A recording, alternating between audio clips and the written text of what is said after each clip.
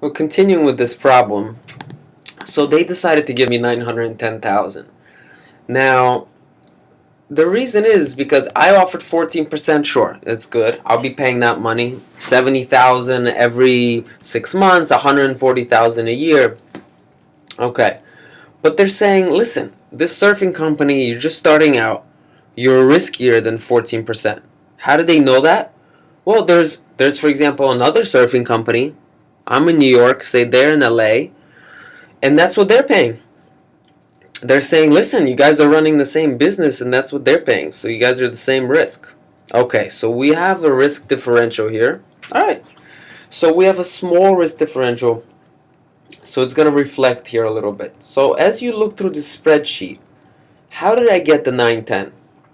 You see, the yield amount is given to me. I use that yield amount to calculate the present value of the cash flows. This is the present value of the 1 million. PV of the principal, and this is the present value of all of my payments, right? And I just use the formula here for the present value and also some math here for the present value. So you can just copy this and use it for your own business. You can start a bakery, you can start a martial arts gear shop, whatever your passion is, whatever your favorite business to get into. Start it that way and create for me a real loan. It's going to be a project we're going to do in teams as part of our homework during class. And so I got the 910. It's just the present value of the 1 million and the present value of this, what's in orange, the 70,000 every 6 months, okay? So that's the present value, so that's literally what I got. All right. So that's what yield is more about. Just if you want to look more into the concept of yield, it's more about how much is the actual interest expense per period. That's the yield. So I'm going to get a little bit more into this as I go through the lecture. So going back again to what a bond is, it's a loan. It has an interest rate, which is a coupon rate, and it has a yield rate, right? The yield rate is the risk. The coupon rate, how much it pays. It pays the same every 6 months, all right? The risk is how risky is it in the market. So selling price of a bond depends on the supply and demand of buyers and sellers. The relative risk, that's what I just talked about with the two companies. So relative risk has to do with how my company in New York is as risky as this company in California. So they'll tell me, hey, they're paying 18%. Like, you're going to pay the same thing, same business, all right? Now, market condition in the economy, that could affect me more.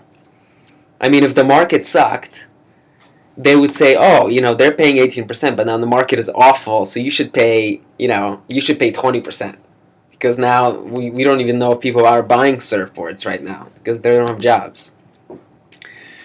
All right, so here we have the stated rate, coupon rate, nominal rate. All those things mean the same thing. That is how much you're going to be paying every 6 months, every year. That's just your rate. That's your cash expense for the bond.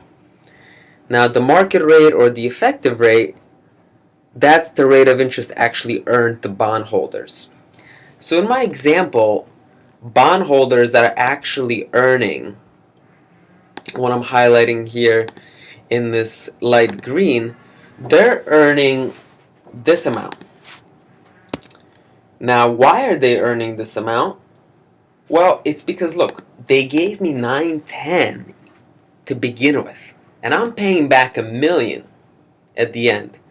So this whole amount, which is the difference, is $89,718. I'm going to highlight this.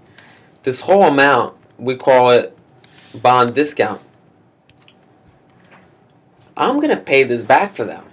So in pieces, yeah.